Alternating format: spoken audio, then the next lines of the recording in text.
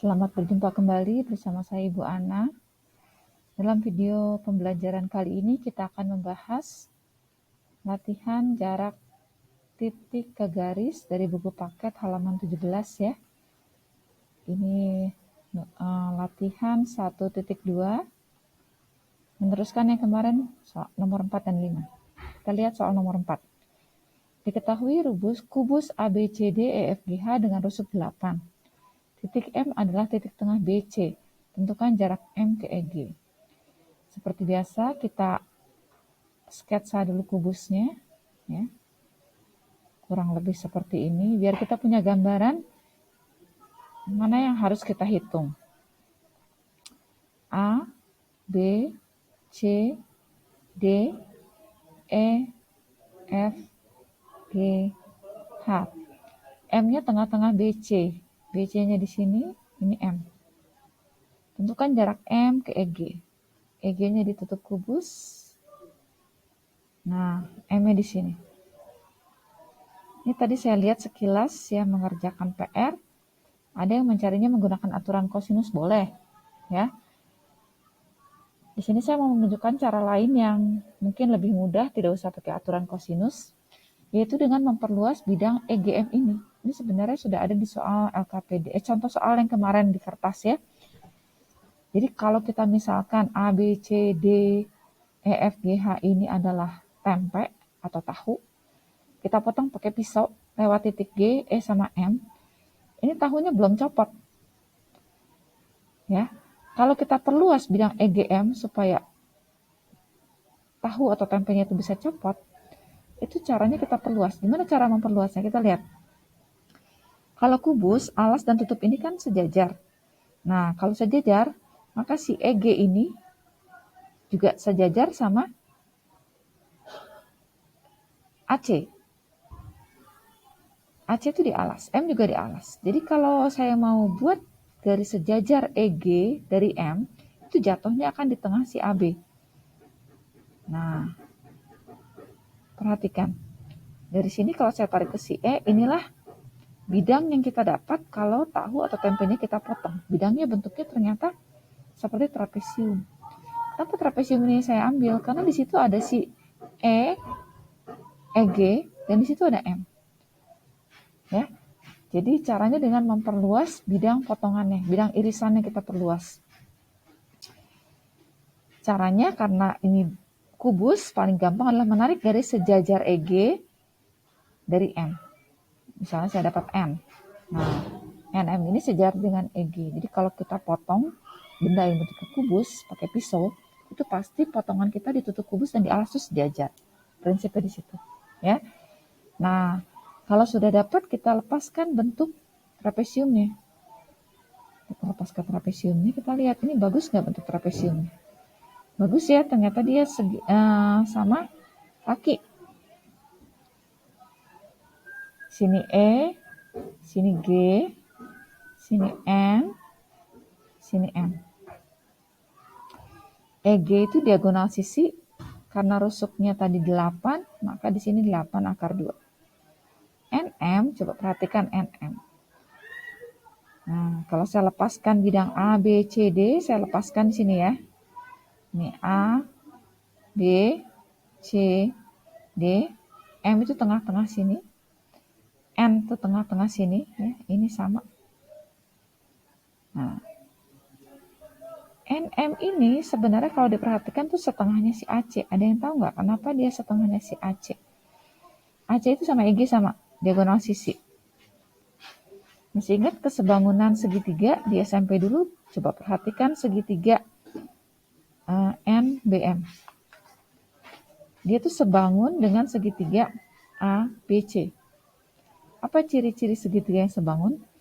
Perbandingan sisi-sisi seletaknya sama. Kita lihat si NB itu seletak dengan si AB. Jadi NB per AB itu harus sama dengan BM per BC. BM per BC harus sama dengan NM per AC. NM per AC. Yang kita mau cari adalah panjang si NM. Kita boleh gunakan persamaan boleh yang NB per AB atau yang BM per BC sama saja ya. Coba kita lihat. Kita lihat kalau seandainya NB itu satu satuan, maka AN juga satu satuan. Kan ini setengah, tengah-tengah, panjangnya sama. Ya, ini si BM juga satu satuan, ini juga satu satuan. Sehingga kalau saya ambil perbandingan NB per AB sama dengan NM per AC, NB, lihat NB itu 1 per AB, AB itu 2. Terus sama dengan NM. NM itu yang kita cari per AC. AC itu adalah diagonal sisi. Kalau 8, 8 akar 2. Sehingga jelas di sini NM itu setengahnya si BC. Ini NM sama dengan 8 akar 2 dibagi 2. Alias 4 akar 2. Jadi yang di sini tuh 4 akar 2. Dari sini sampai sini tuh 4 akar 2. Nah, perhatikan trapesium sama kaki. Dia punya ciri khas, kalau saya tarik tegak lurus ke sini, nah, ini kan otomatis 4 akar 2 juga deh. Padahal total semua di 8 akar 2. Berarti masih ada sisa 4 akar 2 yang dibagi ke sini dan ke sini. Berarti masing-masing di sini 2 akar 2, di sini juga 2 akar 2. Nah, kalau kita sudah tahu ukurannya semua, yang kita cari adalah jarak M ke EG. Dari M harus tegak lurus EG. Udah kelihatan di sini M, tegak lurus EG. Kalau saya kasih nama O di sini, maka yang kita cari adalah MO. Maka cukup pakai Pitagoras. MO sama dengan Pitagoras ya. GM kuadrat dikurangin GO kuadrat. GM itu berapa? Lihat. GM itu adalah pojok ke tengah-tengah ini yang harus hafal ya. Kalau hafal enak. Ini langsung setengah A akar 5. A-nya 8, ganti angka 8. Berarti setengah dari 8 adalah 4. Ini 4 akar 5. Ini juga 4 akar 5. Oh sorry, 4 akar 5-nya ini ya. Kita mau cari MO sekarang. MO itu adalah akar dari, lihat. MO itu adalah akar dari, ya, ini GM kuadrat ya. 4 akar 5 kuadrat dikurangin dengan OG kuadrat. OG tadi kita tahu 2 akar 2. Kurang 2 akar 2. Kenapa dikurang? Karena MO itu bukan sisi miring, sisi tegak. Kalau kita hitung, 4 dikuadratkan 16, 16 kali 5 adalah 80 ya. Kurang 2 dikuadratkan adalah 4. 4 dikali 2, 8. Sehingga ini akar 72. Akar 72 itu 36 kali 2. Berarti akar 36 kali 2. Akar 36-nya keluar jadi 6. Akar 2-nya sisa di dalam. Sehingga MO ya. MO itu adalah jarak M ke EG adalah 6 akar 2. Kita lanjut ke soal berikutnya. Soal nomor 5. Perhatikan 5 segi 4 beraturan berikut. Titik P dan Q berturut-turut adalah titik tengah rusuk AB dan AD. Jika panjang AB sama dengan TA 12, berarti ini 12, AB-nya juga 12. Tentukan jarak antara titik T dan garis PQ. Nah, berarti cari bidangnya, ada T dan PQ-nya, ini udah kelihatan, jadi digambarin ya. Itu T, Q, P. Jadi ini segitiganya kita lepaskan dulu biar gampang hitungnya. P, Q, P. Jarak T ke PQ, dari T yang tegak lurus sudah, ini kita tahu dia pasti sama kaki. Ya, kelihatan nih tengah-tengah. Ini juga tengah-tengah, sama kaki pasti. Kalau segitiga sama kaki yang tegak lurus jatuhnya pasti di tengah-tengah si QP. Itu ya. QP panjangnya berapa? Ini mirip seperti yang tadi. QP itu setengahnya DB. Kenapa? Karena Q itu di tengah-tengahnya. Ini pakai penjelasan yang di nomor 4 tadi ya. Silakan dilihat lagi penjelasannya. Karena ini sama. Ini juga sama. Maka si PQ itu sama dengan setengahnya si, saya kasih nama deh ya. Ini Q, P, D, B. Itu setengahnya si DB. Kita tahu DB itu diagonal sisi. Kalau ini 12, ini 12, ini 12 akar 2. Setengah dari 12 akar 2. Alias 6 akar 2. Itu PQ-nya. Berarti dari P ke Q ini 6 akar 2. Sehingga kita tahu di sini adalah 3 akar 2. Di sini juga sama, 3 akar 2. Nah, kita tinggal cari T ke tengah-tengah KIP. Misalnya saya kasih nama O di sini misalnya ya. Ini saya kasih nama O. Berarti kita harus cari tahu TO dulu. Gimana cara mencari TO? Kita lihat TP-nya. Nah, TP itu adalah tengah-tengahnya TAB. Berarti gambar lagi segitiga TAB-nya. Kita lepaskan dulu TAB-nya. Ini T, A, B. Buat cari TP. Ya, di sini TP. Di sini siku-siku sudah pasti. Berarti ini tengah-tengah ya. AB itu 12, sini 6, sini 6. TA itu 12. Nah, berarti TP. Cari TP ya.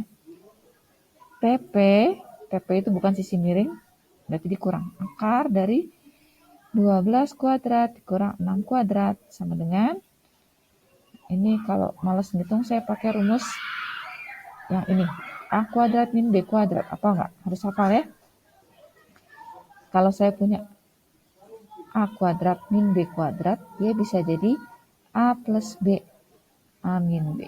Maka kalau 12 kuadrat dikurang 6 kuadrat, dia bisa jadi 12 tambah 6 dikali 12 kurang 6. Bu, saya bingung, saya mau pakai 12 kuadrat aja 144 dikurang 36. Boleh, silakan, nggak masalah. Ya, saya menunjukkan cara lain aja. 12 tambah 6 itu 18. 18 itu 9 kali 2. 12 kurang 6 itu 6. 6 itu 2 kali 3. Nah, ini bisa keluar dari akar. Akar 9-nya keluar jadi 3.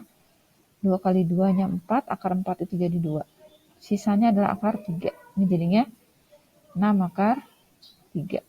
Nah, kalau sudah dapat TP-nya, ini ternyata 6 akar 3. Kita bisa ngitung TO. Inilah yang dicari, jarak T ke PQ. TO-nya adalah akar dari, ya lihat, sisi miringnya 6 akar 3 dikuadratkan dikurang. Nah, PO itu berapa? 3 akar 2 dikuadratkan. Ya. Ini dihitung manual aja ya.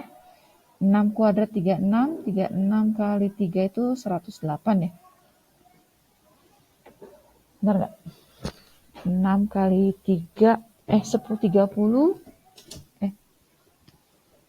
36 kali 3, 30 kali 3 itu 90. 6 kali 3, 18, 108 dikurang. 9 kali 2, 18. Sehingga akar dari 90 ya. Nah, akar 90 itu akar dari 9 dikali 10, yaitu 3 akar 10. Ya, sehingga jarak antara titik T dan garis PQ itu TO itu sama dengan 3 akar 10. Sekian.